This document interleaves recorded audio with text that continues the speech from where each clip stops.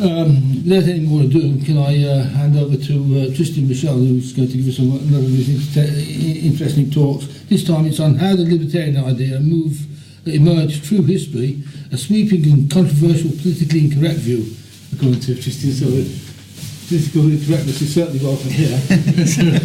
With that, over to you, Tristan. Okay, thank you very much, David, and thank you very much all for attending this evening and fighting the wet weather. And yes, it is, as David just said, it is a sweeping view of history. So it's always dangerous to start with sort of big ideas and so on, especially if you have 30, 35 minutes to talk about them.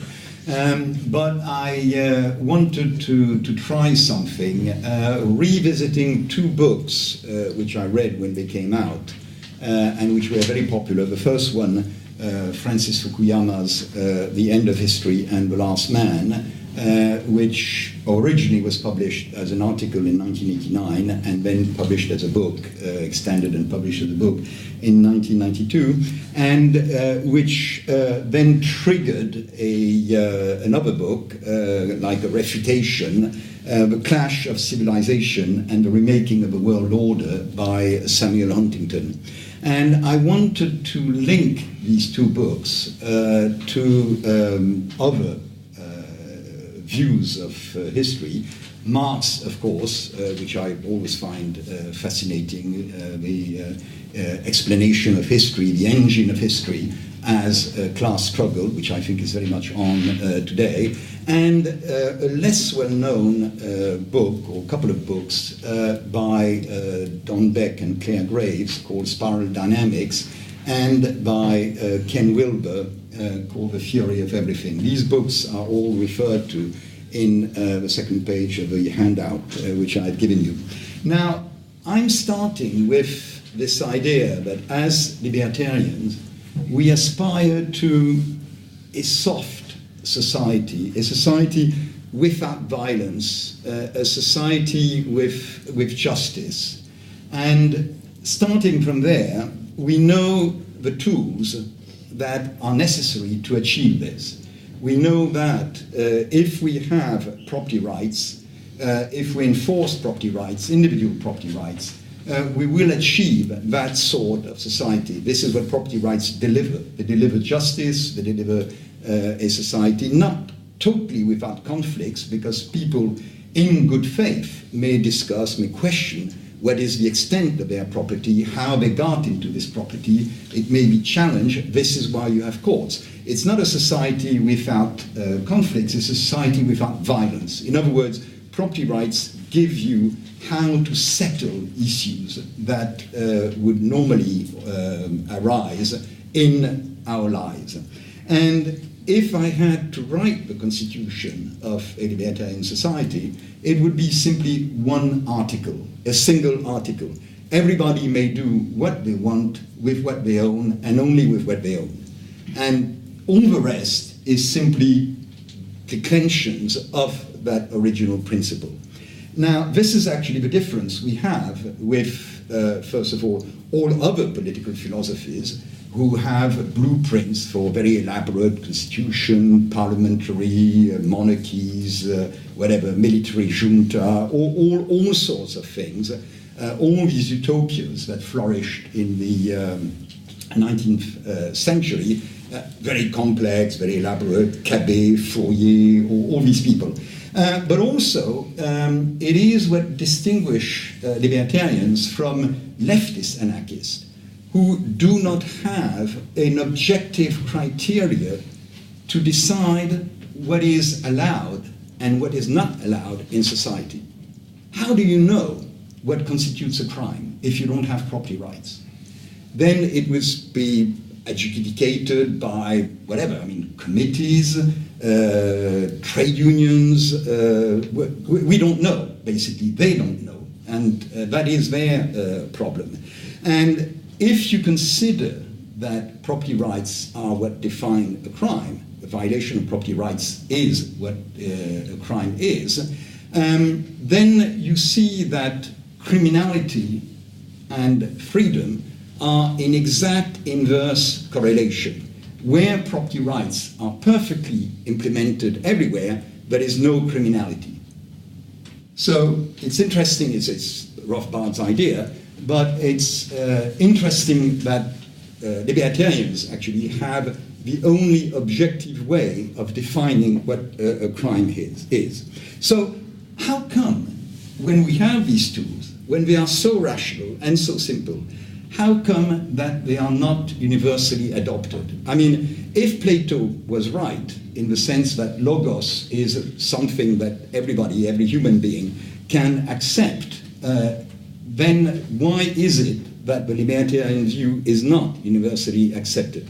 People still live in what, again, Plato says, in the cave. They still live with doxa. So are we to despair? Well, Fukuyama says, actually, history is not something, it's not what Henry Ford said. I mean, you know, it's bunk. It's not one goddamn thing after another.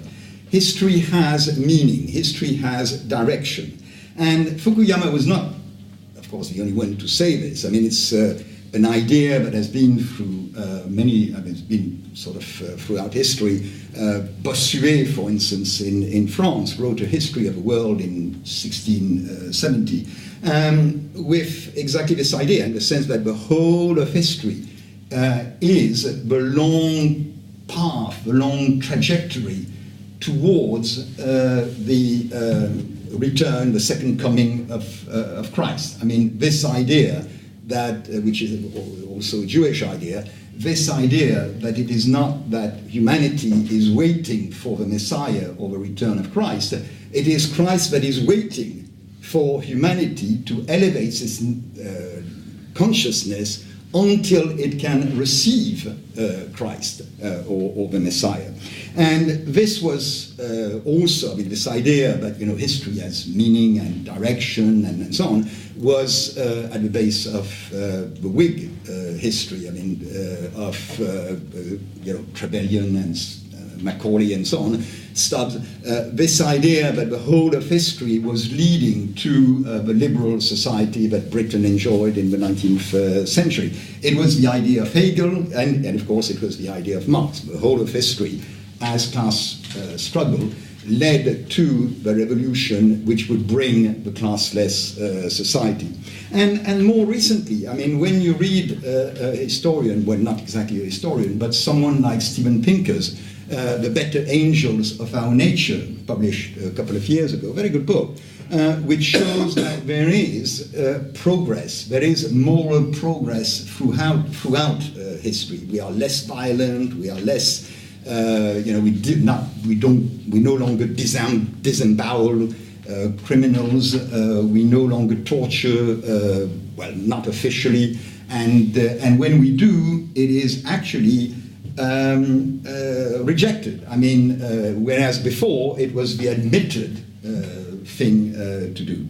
So the process of history, read like this, is the use of information, know-how, capital, infrastructure of previous generations, to which each generation adds something in a long learning curve. I mean, what history is about is the sort of learning of humanity to discover what it is to live in society as human beings. That is what the process of history is, according to these sort of historians and thinkers. And the original and the boldness, the originality and boldness of Fukuyama is to say, well, we are there. We have achieved it. Wherever all the others were saying, well, we are going in that direction and we will reach it after the revolution, after the second coming of Christ, after, you know, some event and so on. Fukuyama says, well, we have arrived. Here it is. It is that sort of libertarian, not libertarian, it is that sort of liberal democracy, this sort of free markets, which is unsurpassable in the sense that ethically, economically, politically, socially, we cannot find anything better than liberal democracy. And of course, libertarians would disagree. But that is what Fukuyama was trying to tell us. The sort of Scandinavian model, more than the American model actually in his book, what he describes is a sort of Scandinavian model within the European Union, within sort of federation of nations and so on, which would sort of more or less lead to a kind of world federation. And after that, there are still, of course, events, there are still things happening, but it's no longer history, because it is no longer an advance to a better model of living together. And of course, since he retracted after 9/11 and so on, he retracted that view. He said, well, actually, it's a lot more complex than this. And also because Samuel Huntington had published his book, The Clash of Civilization. And what Huntington says is that, well, actually, that model, the sort of Western model, is not exportable. It is not transferable to other societies because their legacy, their history, the stage that they have achieved cannot accept that Western sort of style democracy. And Huntington says, well, there are 8 or 9, you can discuss it, 8 or 9 what he calls civilizations. There is the Western one, there is the Orthodox one, Russia and some countries in Eastern Europe, what he calls the cynic one, not in the sort of cynic as cynical, but cynic as China, Japan, Korea, other Asian, of course a Muslim sort of civilization, the Sub-Sahara Africa sort of one, and Latin America. And then there are sort of smaller ones that don't fit in either of these categories, Ethiopia and Israel, and what he calls cleft countries that are torn between 2 civilizations, like typically Ukraine. Now, what Huntington's sort of describes, and that is my reading of Huntington, is culture. It's not civilization. And the German language has an interesting distinction that doesn't exist in either French or English between Kultur and Civilisation. I'm sure I'm not pronouncing it correctly. But it's a useful distinction in the sense that Kultur is the heritage of a community. It is the shared values, the same language, the sort of religion, the way of life, the customs, and that forms a culture. But civilization is all that, plus, of course, the fact that you live in cities, hence the etymology of civilization.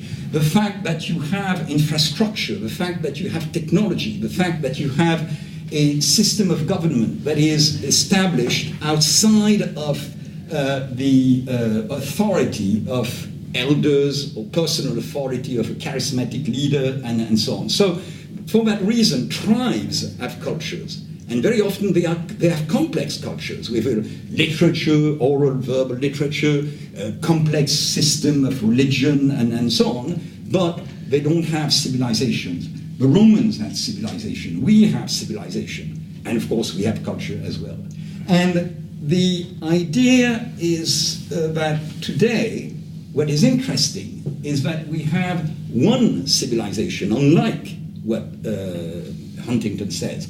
We have one civilization, Western civilization, because everywhere around the world you have the same science, the same technology, the same cities with subways and airports and Hilton hotels and McDonald's and all these sort of things. But all that is like a varnish, like a layer set on various cultures, very divergent cultures.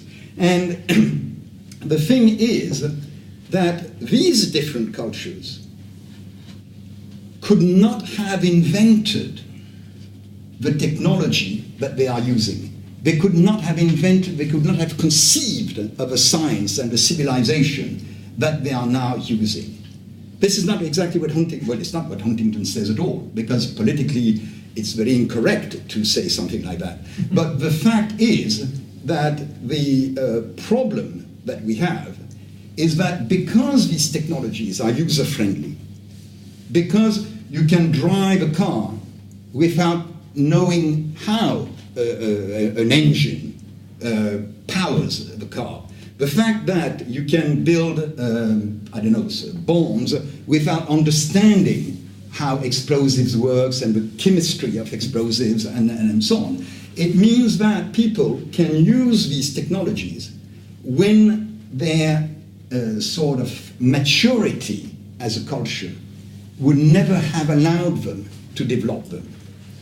And it gets worse in the sense that Huntington is still sort of prisoner of this sort of Neolithic idea, this sort of old concept that sort of, is the whole concept of history, in the sense of people live in a certain geographical area under a government.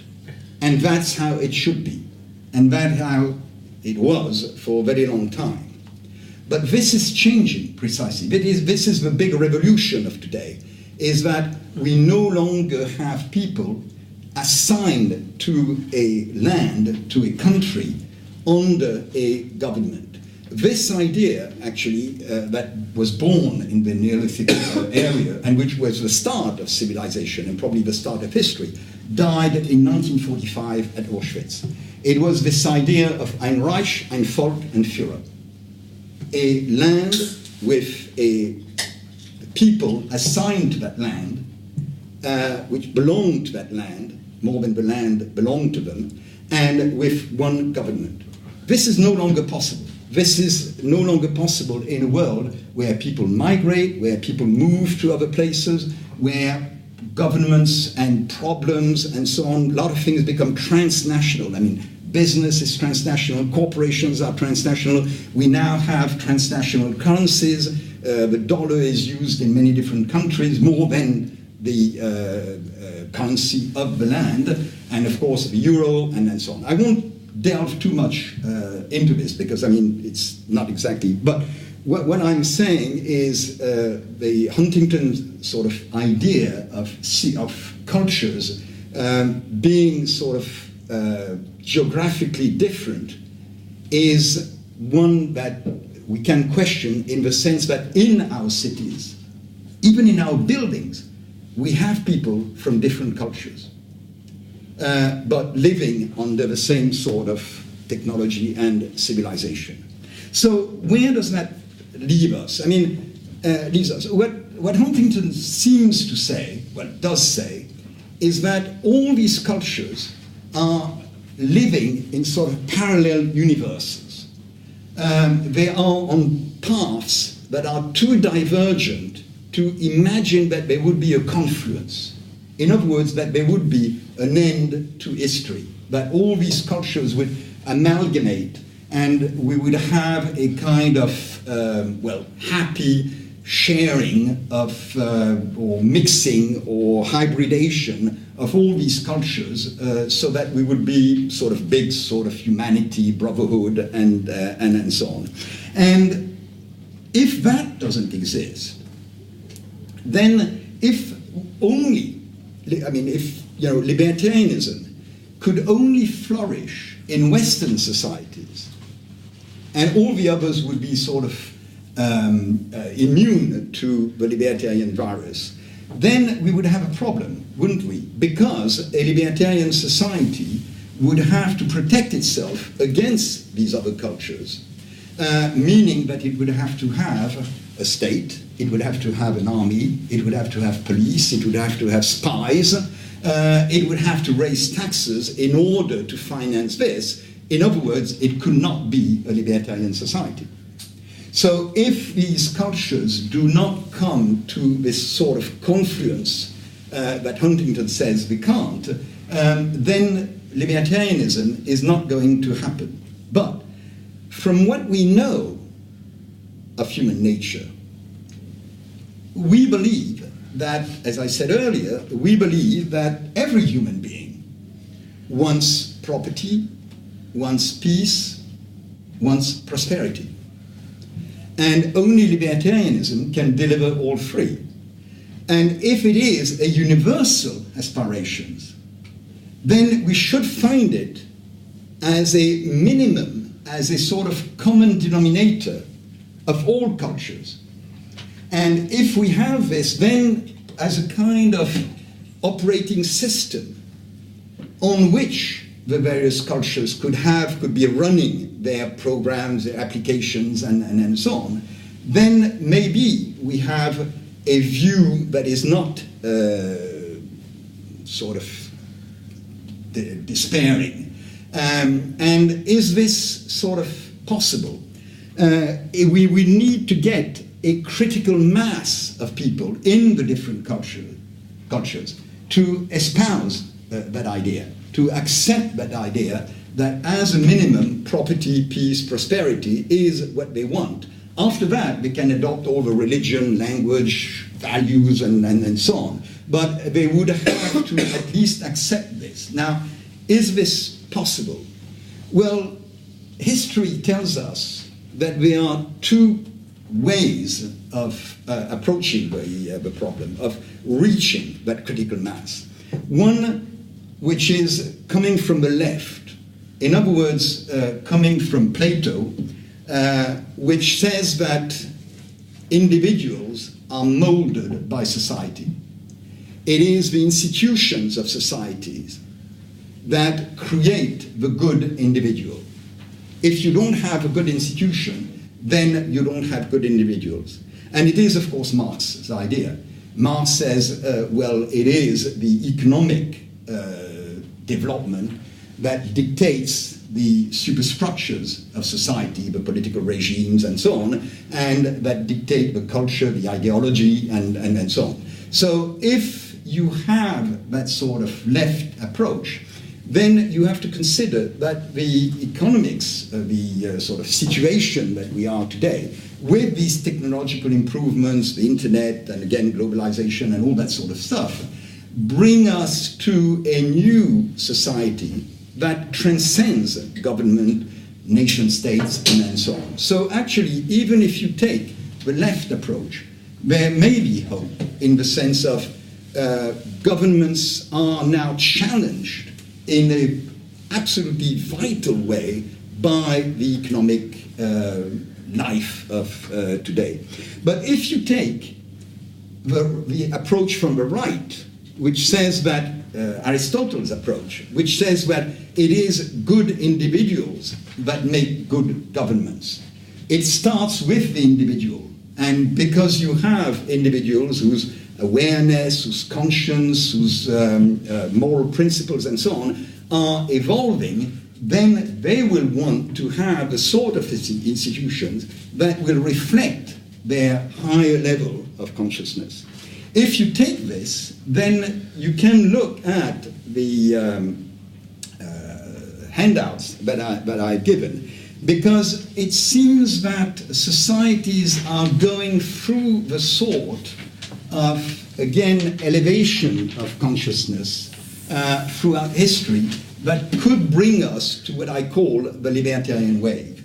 And the idea is developed by Don Beck and Chris Cohen in a book that they published in 1990, can't remember exactly, 1995 or 1996, and then was reworked on by Ken Wilber. And they distinguish between various levels of waves, or what Wilber calls a word that I don't like very much, but I think David likes it, memes. In other words, there is a meme, or there are various memes which gain acceptance throughout history, developed, and if you look at the way, in the order in which I have put all these memes, they they more or less correspond to the evolution of us individuals from the very early stages when, you know, the infant needs food and safety and so on, to the higher means, to the higher levels where we need sort of, or where we sort of are able to embrace people with other values and cohabit with them and so on. So this actually, I mean, whether the fact that this is in history is not surprising, because history is made by human beings reaching maturity. So the co-evolution of human beings reflected in history shouldn't be surprising. So if you look at the archaic instinctual sort of first wave, which corresponds to you know, the very basis of Maslow's pyramid of needs, and where, you know, what happens is simply you need to survive in competition with animals, and you have a self which is not totally differentiated. In other words, the self has not achieved its independence, exactly as small children. I mean, very small, an infant doesn't distinguish himself or herself from mother. And this you find Levi-Strauss, for instance, in the Amazonian basin, in his famous book Triste Tropique, where he is amongst the Bororos, and the Bororos, the sort of Indian tribe, who make this amazing statement: Bororos are araras. Araras are parrots. And Bororo said, we are parrots. He said, Levi-Strauss said, well, what do you mean you are parrots? You mean that you identify with parrots or totemic? No, we are parrots. So there is that sort of, you know, communion with nature in the sense that we are not divided from nature and so on. And we all went through that stage, and we may regress. I mean, today in the Philippines, you have people who are probably fighting for survival and forget values, forget all what they have been taught in catechism and so on. I mean, they will simply steal, they will simply take what they need in order to survive. And then you have the, you know, a more sort of advanced stage of the magical animist wave, where for the first time the human mind is capable of creating abstract relations of cause and effect. They are the wrong cause and effect, but they are nonetheless a possibility to say, well, if I perform the right sort of rituals, I will be able to make the sunshine or rain come, or I will curse my enemies, or I will get a blessing from certain spirits, and so on. So there is this possibility to find sort of very abstract, very abstract concepts and link them to one another. And the third stage, which is the beginning, third wave, which is the beginning of history. I mean, all these two sort of first waves are really prehistoric times. But the impulsive, what I call the impulsive, egocentric meme, is when you have the individual emerging as their full sort of developed, independent self, the teenager who now can say, I am myself. I no longer need parents and elders and so on. I want my own way. I mean, I'm going to do my thing and so on. And this is typically the Iliad. I mean, when you consider the Iliad, it starts with Achilles' anger, Achilles' wrath, saying, and of course it is all about seeking glory and so on, without any guilt. I mean, the concept of guilt doesn't arrive. What is important is that you are not, you don't feel shame vis-à-vis your peers and so on. This is the gang mentality. You know, in that sort of gang mentality, I can do whatever I want, but I have to have a respect of my peers, my mates. And this is, of course, the emergence of history and the first communities that have states as not people who sort of have charismatic power and so on, but that have rules, that have independent rules, and therefore where independently of who the king is, there is a king. There is a principle of monarchy. There is a principle of an independent state which doesn't rely entirely on the personality of the individual. But these sort of warlords type of things, mafia, big organizing and so on, generate too much violence. They are very unstable.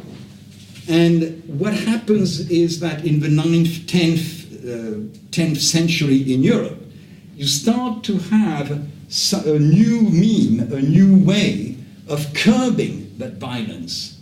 And this is, of course, the authority of a god. It is the authority of a god that imposes itself on everybody, and where you have new ways of doing things, chivalry, codes of honor, charities to look after, you know, the weak and so on. You have periods of a year when you can no longer fight, where you have to, you know, disband standing armies and so on. And there it's the Hobbesian meme, in the sense that you sacrifice your individuality, you sacrifice your self in order to get safety, security with an absolute king, in order to gain rewards in an afterlife. So all what you give up of your independence that you had in the previous meme, your egocentrism, is rewarded with a eternal bliss and so on. And then, of course, because that overbearing God created problems of its own, you started to have in the 17th century the emergence of another sort of meme, emergence of another concept of saying, well, actually, all this narrative that we are given, you know, gods and so on, doesn't correspond to the experience that we find in our lives. It doesn't give accounts, or as good an account as science does, as the hypothetical deductive method of analyzing events. And then you start to have an objective, a mechanistic view of the world. As Laplace famously said when Napoleon sort of, you know, asked him, well, Mr. Laplace, where's, you know, God in all your cosmology? And he said, Laplace said, sire, I don't need that hypothesis. So what you have is a new world that is disenchanted. And the injunction that existed in the previous meme, you know, with God and so on, you have to stay in line to ascend, in order to ascend to heaven, calls for the retort, well, we will create heaven on earth.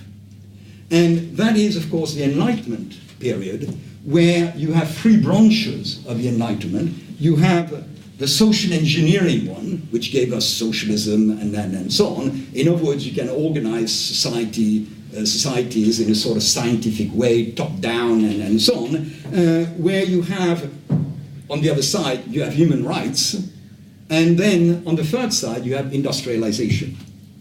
And industrialization, and the fact that it looked like it was not only a disenchanted world, but a world that took no care for our souls, for our inner being, for our sensitivities. This, you know, I said that the Science and Enlightenment meme was Ayn Rand. I mean, it's Wall Street, it's Ayn Rand, and all these sort of things. So you had, in opposition to this, you had, starting in the 19th century, and in Britain and in Germany and so on, you had the Romantic movement. In other words, a new embracing of nature, a new idea that actually what counts is that we care for others, we look for something that is beyond the dry, the mathematical scientification of the world. And this is, when the idea that, human beings are master and possessors of nature give way to, well, we are stewards of nature. And it is, of course, a green meme, and it gives us all sorts of, things from the NHS to Scandinavian democracies to, the new left, the tax and spend, meme, and so on. And of course, again, all these memes, all these sort of waves, do not reject the preceding. They, in the world of Ken Wilber, they transcend, but they include the previous one. They take into account the previous one.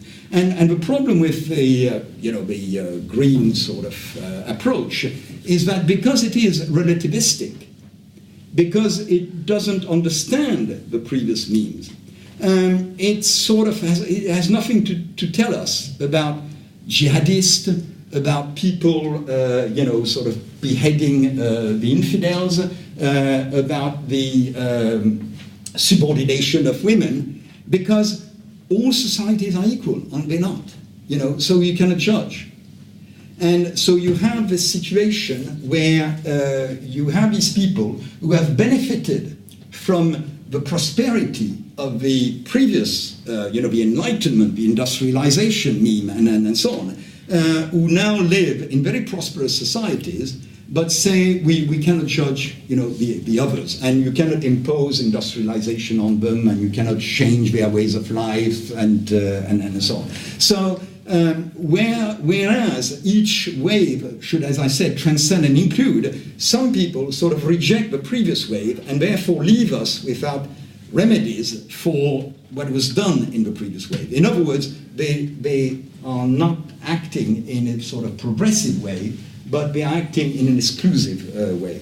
And I'll end with the libertarian meme, because I think this is where we are going.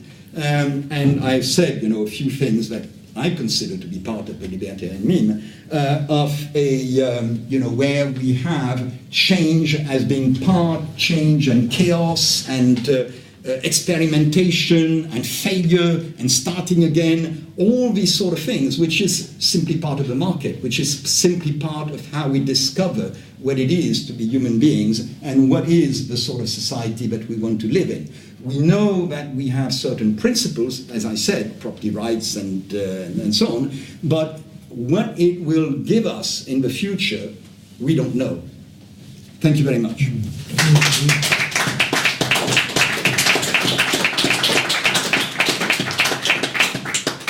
Are there any questions or comments? Yes? I would like to go very quickly through the different stages of history and give a very quick criticism of them. The first one, the primitive society. I'm not so sure primitive society were not libertarian. There are several papers in the Journal of Libertarian Studies about private law in primitive society. And there was a book, Sex at Dawn, which led to another book, Sex at Dusk or something else. The two book debates about how were primitive society, and one of them at least tried to show that they were not so violent. So where primitive society non-libertarian is not so sure. Second stage where, for example, tribe, Celtic tribe, many primitive society had private law. Celtic law had many components that were very libertarian, and there were private arbitration, and people were harmed, so there was defense. And Anglo-Saxon society has a system of collective self-defense and private arbitration. So it's not so sure that tribe society were not so libertarian as well. If I go to the next stage, to the Middle Age, what do I say? They are not so irrational. In Christianity, for a big part, Aristotle and Plato, there was a big internal debate about these two values, and they were very rational. Whereas the Enlightenment, for a big part, was a rejection of the Greek philosophy of Aristotle and Plato, and which led to, for many values, to be much more rational. They are much more for passion, for reason. So I'm not so sure the Enlightenment was a progress on many areas. And for the last part, last part is current society, so I have nothing else to say. So I'm not so sure about history. I do not see history as being a march, continual march toward progress. I see it as something much more messy. Well, it is messy, and I'm not saying that it isn't. And of course, you have rational people at every stage of history. In the same way that you have individuals who are at the age of 30, they are stuck at the development of someone who is 15. You have people who are elderly, who have lost actually all their brain power and so on. I mean, I'm on that way. So in other words, it is something that is messy. I mean, I'm trying to show sort of broad trends, again, sort of critical mass. You certainly have great intellectuals, perfectly rational people, Thomas Aquinas, the scholastics, the School of Salamanca, and so on, in the late or early Middle Ages or late Middle Ages. But I'm talking of, again, critical mass, because this is what we need. And the critical mass was not at that level of Aquinas and these people.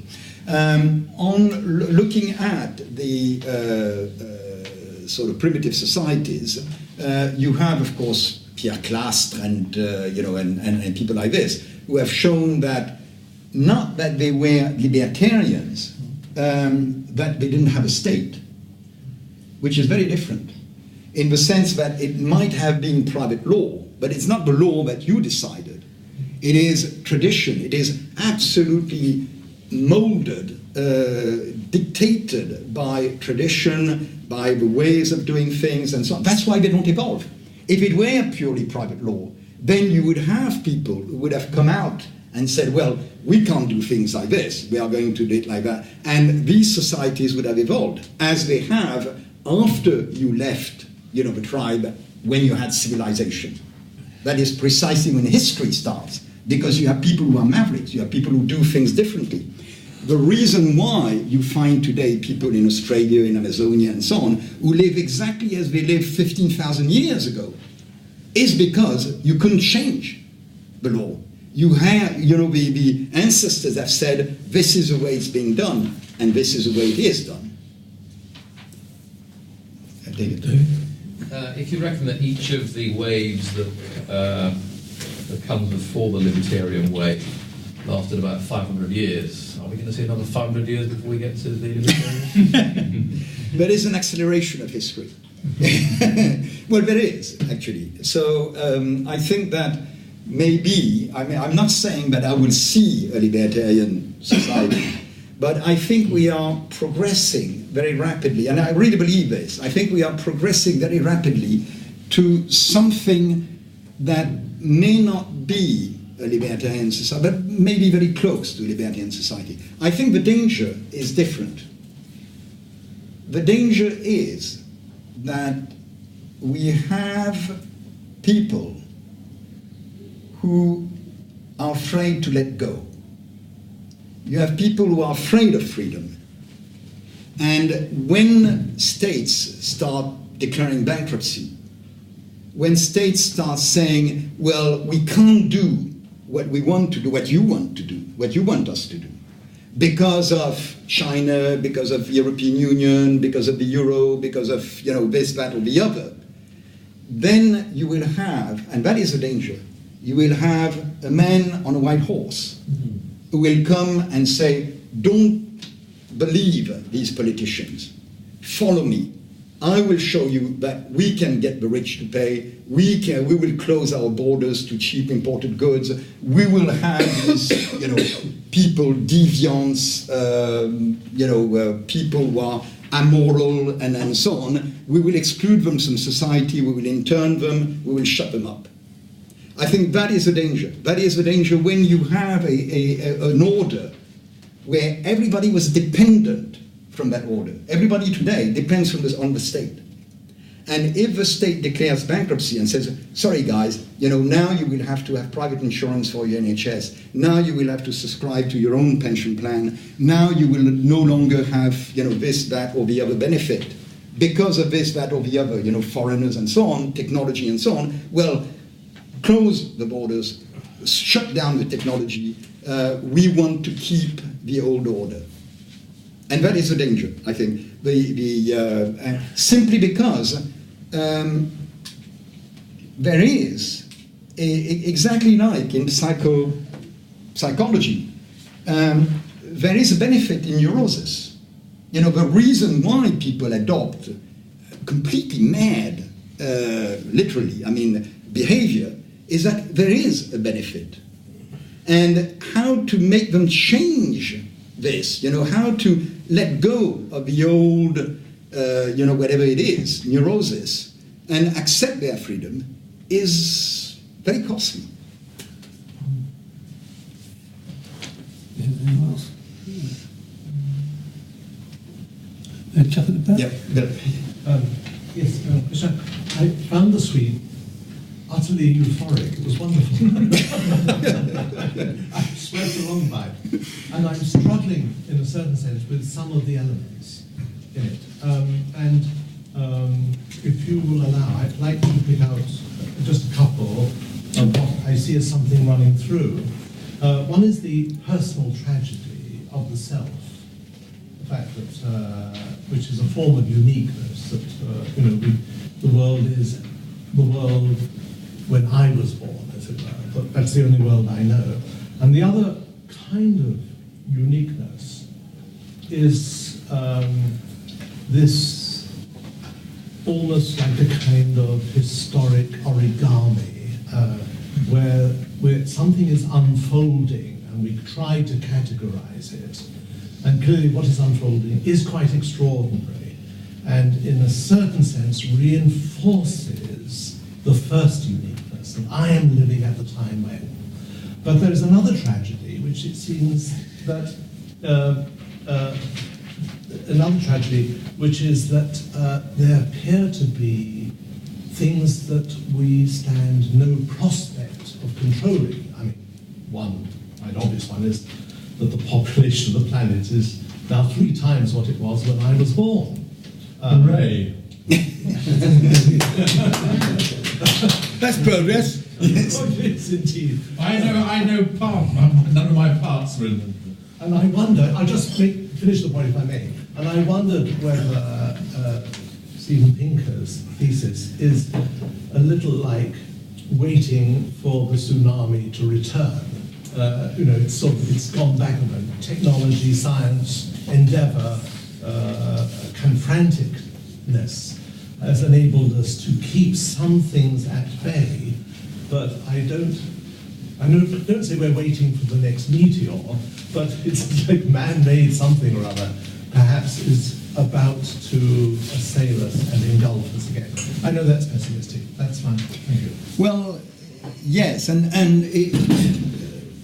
of course, I don't know. I am not a climate change denier and so on. So I think that actually what convinced me that the climate change deniers were completely wrong is the publication of East Anglia papers. Because they're sort of, and I was reading all the literature from the deniers, as we call it, and saying, this is it. Now we know that these people were cheating, the hockey sticks and so on. And I was reading the evidence that they were showing us, and I said, well, there is no evidence there.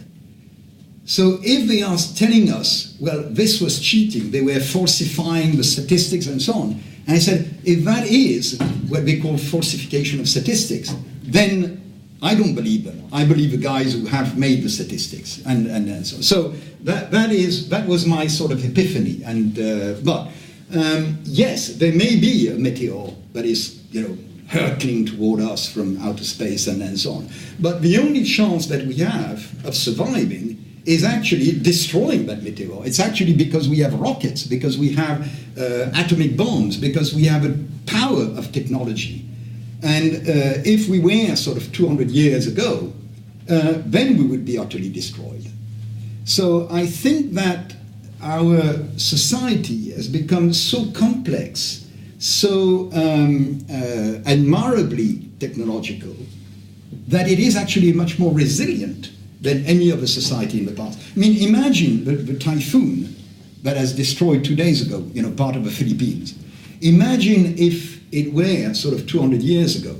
I mean, these people would be, lost because we wouldn't have the technology to save, those who are wounded, deeply wounded, and so on, those who are prisoners under, rubble.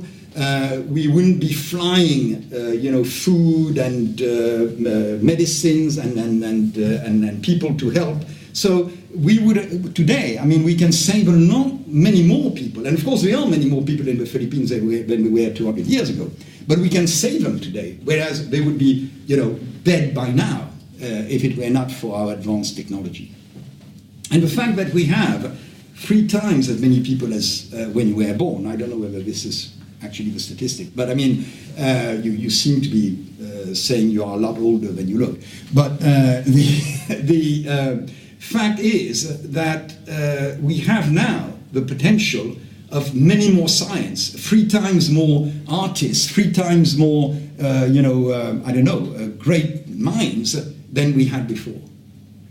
So it's a good thing. It's a good thing. I mean, as Jean Bodin said in 1528, the only wealth is man. Il n'y a de richesse que d'homme. And I think that's true. Unfortunately, he meant men. Women make men. Yeah, they do, yes, that's true.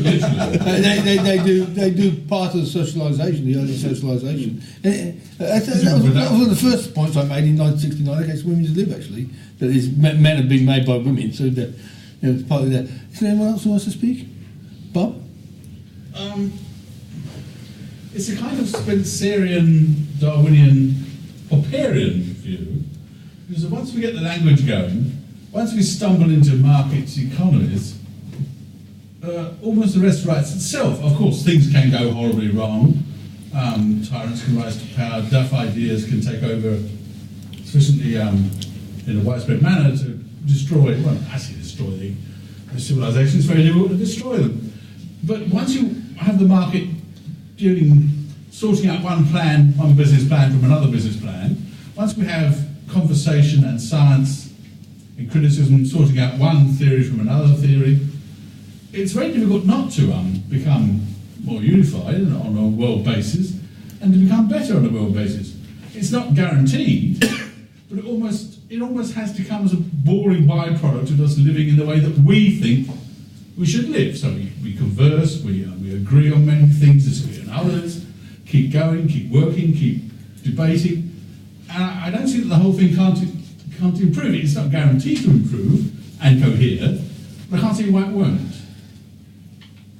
I agree. I wouldn't say it is, well, no, I basically agree. And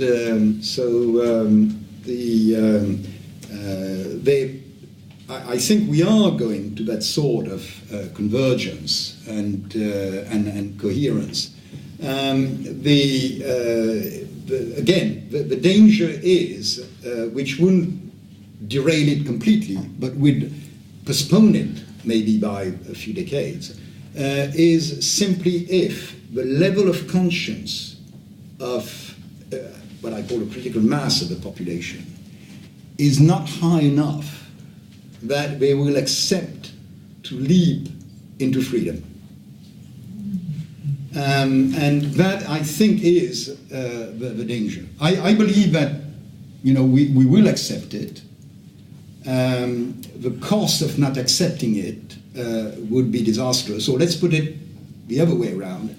The society that will accept to let go of, states and things like that would become so prosperous, would take such an advance over, in sense of quality of life, of peace, of prosperity, and so on, over all other societies, that there would be the same effect that you had when, in the 1980s, the Soviets realized how far behind they were from the West, or China, and so on. So then they said, well, look, we have to accept to dismantle that regime. And, but the problem, of course, is that they saw where they were going. They saw how the others had done it. They were simply catching up. Whereas the society today that would decide, well, let's have, if not no state, let's have a minimal state, is really going into the unknown. It's not catching up. It doesn't have a model. John, then David. A friend once said to me, "I'm Volk, I'm Reich, I'm Rand." And I think this indicates that there's a limit to how far we are going to cohere, even if we all officially are in favour of freedom. Certainly, Randians are going to want to be over there, well away from the libertarians, whom they despise. They don't even call themselves libertarians. The people who contract into Islamic communities on a completely libertarian basis are going to be able to do so. To some extent, as you look around the world, if you didn't know that, in a sense, all these people have got some sort of idea of respecting property rights, you might think that there hasn't been that much change.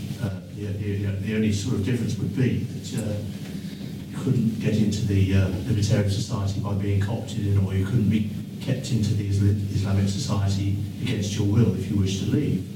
At least to the extent that there are some general principles that we all agree on. But so I don't think, in the same sense that people should stop fearing freedom, that they shouldn't fear that the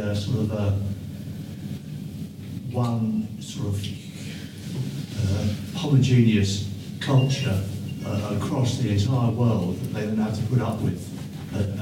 Sometimes, the McDonaldization of society. Wherever they go, that's what they get. So there's still going to be plenty of room for diversity.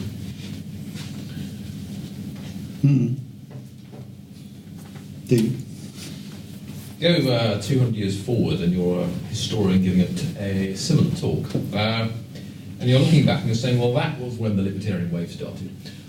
What are the signs, what are the measures, what are the metrics that you as that future historian will look back on and say, those were the signs of the Libertarian Wave? Okay. What should we be looking for? Yeah, very good question.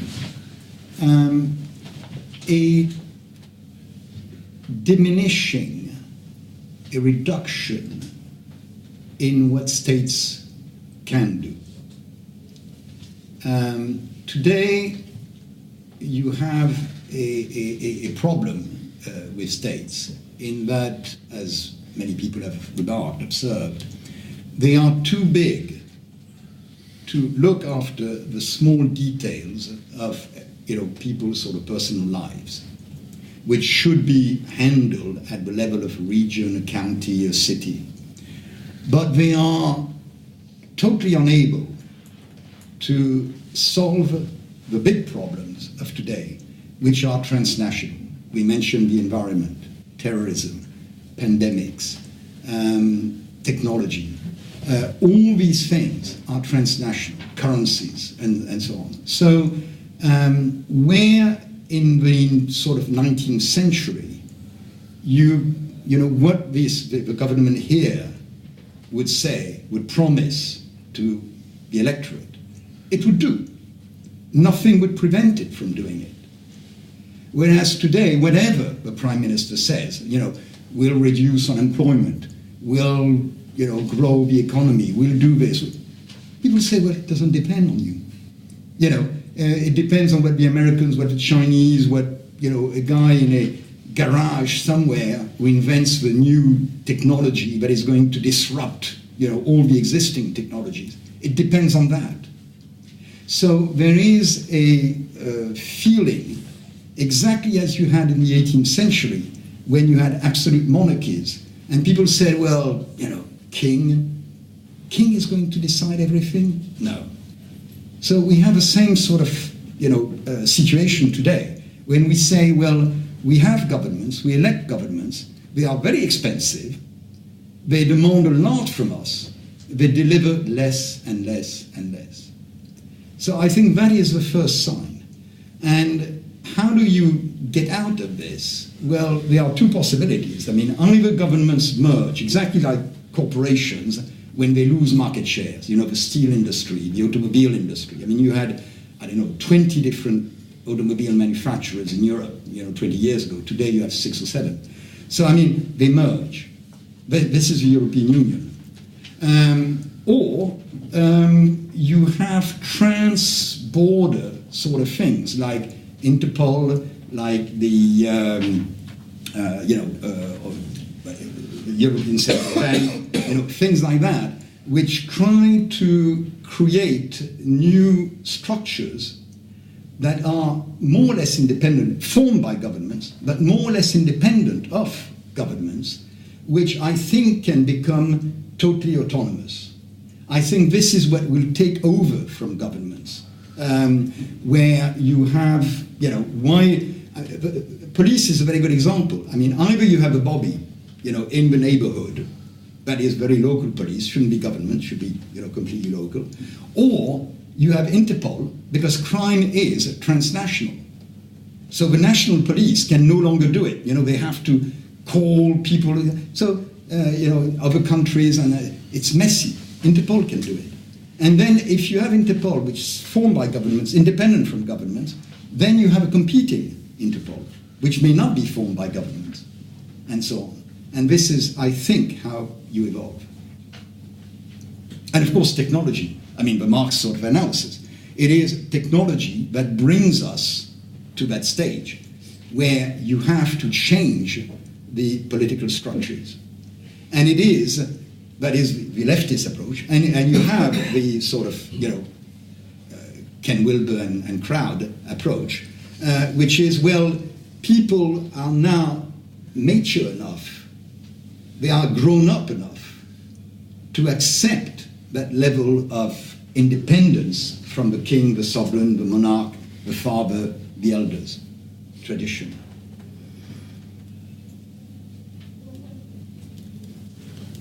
Anyone else who wants to? I've got a question to ask. Oh, Is, there you are. We've still got 2 hours left. So. you think, I mean, globalization, is that a good thing for libertarianism? Yes. I mean, it's the best thing. Why would it not? Well, there's a lot of demonstrations against it. A lot of people are arguing against it, not just at the ballot box now, but throughout Europe or indeed throughout the world, when they've come to realise what actually globalisation actually means, as far as libertarianism is concerned. People see now that globalisation actually means for them that no more 40 hours per week, no more guaranteed wages and so forth. It means 0 hours, no hours at all. That sounds good. Well, not to We have zero option of getting it. Not to someone I was talking to this morning. Oh, for 0 wage. Who was actually working under the 0 hours and low wage in the low wage economy. Someone come from abroad, incidentally. People who are now complaining about that kind of thing, and who might have a libertarian outlook, who might have had a libertarian outlook anyway. But when they see the practicalities of all the great liberalism that's going on, they might have come to a different conclusion. Yes, I think it is. I mean, you won't find many libertarians who oppose globalization. I think your friend will be an exception. But it is a bit, it's the left that opposes globalization. And in a funny sort of way, it is one of these instances where you get more than you wished for, or your wish has been fulfilled. In other words, what they were telling us 20 years ago is that it's awful that inequality between poor countries, you know, India, China, Philippines, and so on, and us, you know, the rich. Well, that inequality is now reducing, diminishing, because not only the poor countries, the standard of living is going up, but ours is going down. And this is what they wanted. We are reducing inequality. But what they wished was not that, you know, we reduce inequality in the sense of, you know, our standard of living goes down, but it will. And and certainly the way that we can maintain our standard of living is not spending more tax money on, you know, propping up failed banks and failed companies and putting people to work, digging up holes and filling them up again. It is by liberalizing our economies.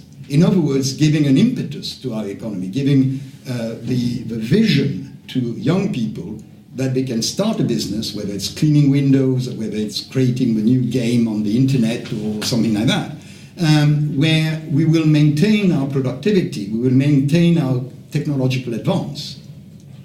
But that is what this country does maybe better than, say, France or other countries.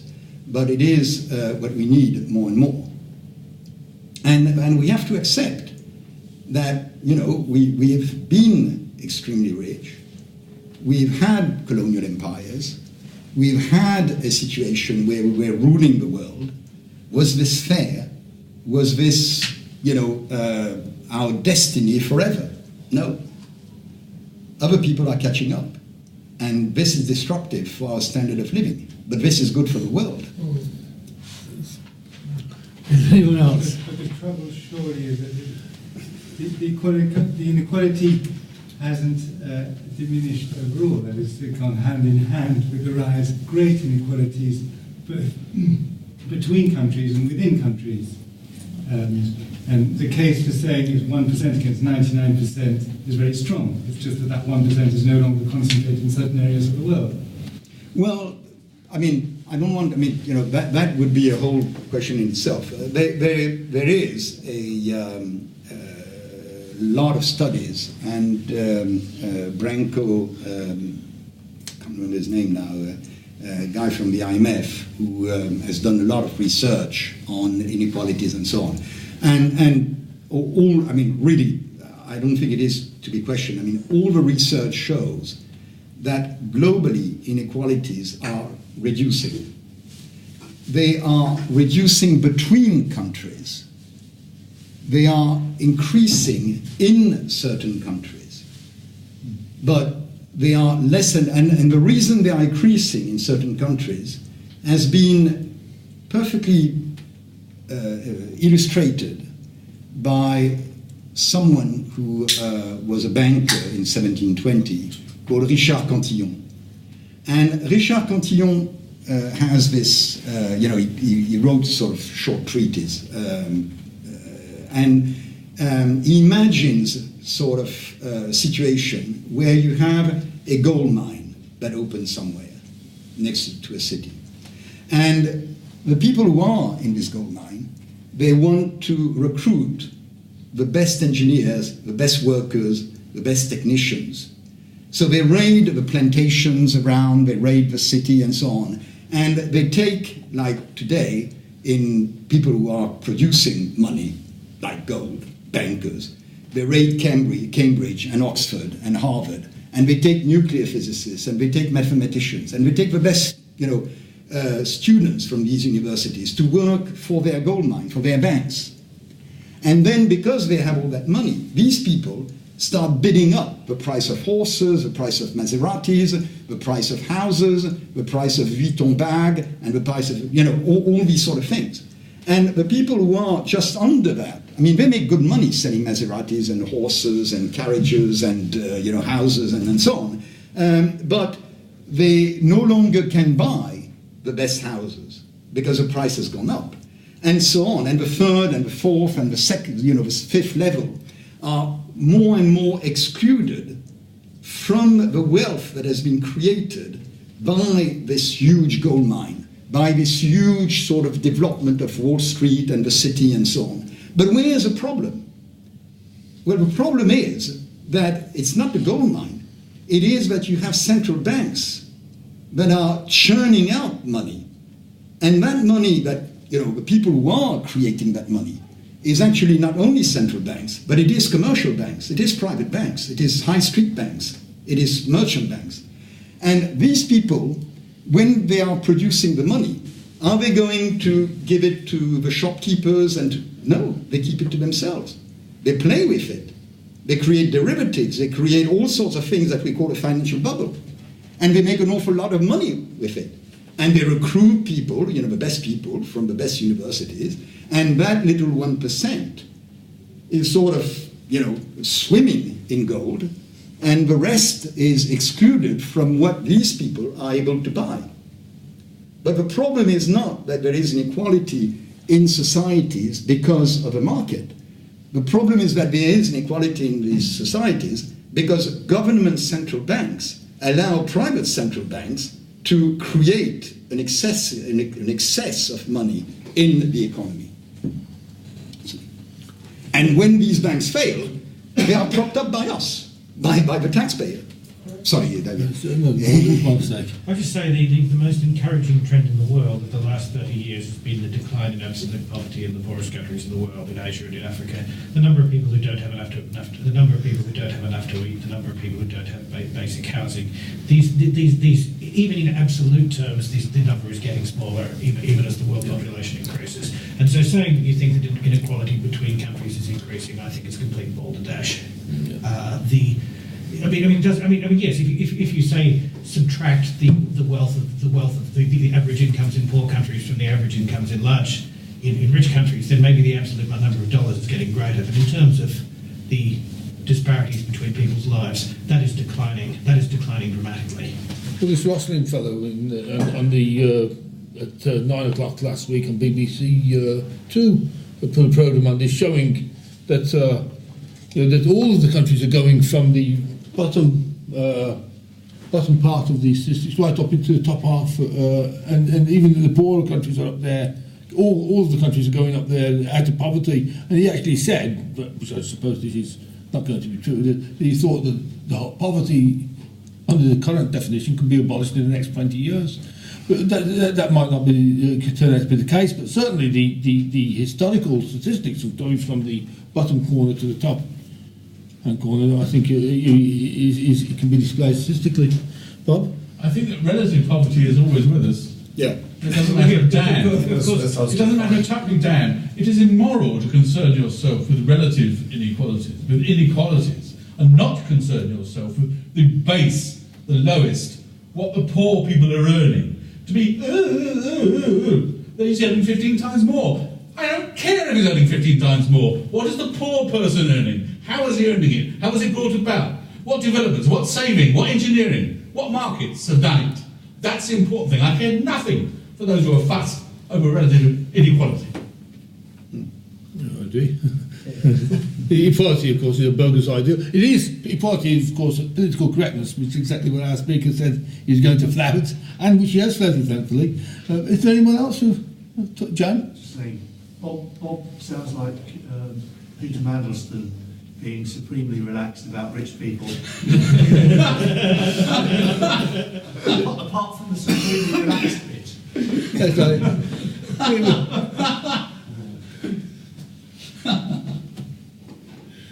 But, yeah, I mean, I understand. I mean, I don't approve of, but I understand. Actually, it's an interesting point. There is this idea that okay, there is a psychological cost for people, poor people, seeing very rich people. But, and this is the sort of a whole narrative behind the 1%. But when you ask people, you know, who is rich? The man who is walking to work because he can't afford, you know, the tube, will say that the rich person is a person who has a bike.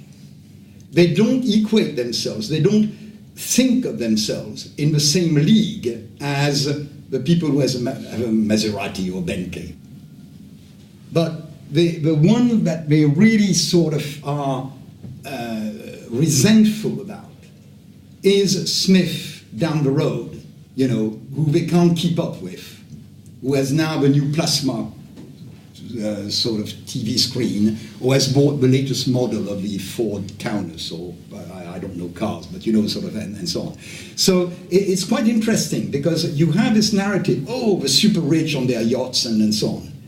But nobody in their, you know, sort of in the tube and so on, is thinking of the super rich on their yacht. I mean, they read this in Gala and the whole line and so on, but they, you know, it's fairy tale. What they are really resentful about is their colleague at work who is getting a pay rise and they don't. It's always so. Bob? I should say, I very much object to some of the 1%. Not because they're rich, because of the way they obtain their riches. Yeah, of course. If it's obtained by monopolies or through central banking, as you say, but if it's simply someone who's a footballer or a film star and billions of people give them a penny each, who's robbed? Yeah, well, they are, you know, as you say, I mean, there are two categories in the world of people. I mean, there are the people who go to football matches and watch football, and the people like me who never go to football matches and don't watch football. So, I mean, the people who are sort of watching football and so on can't complain about the footballers being paid £1 million a month or something, because they give them the money. You know, I don't give money to any footballer, so I can't complain, but they are rich. Well, you do by your license fee. Well, I don't pay a license fee because I don't have a television. I don't have a television, so I don't have a television. Yeah, so. Not brave enough. Anyone else? I think we've done that, haven't we? Thank you very much indeed for coming. Thank you very much indeed for this marvellous talk. As usual, very nice. Thank you very much indeed. Marvellous.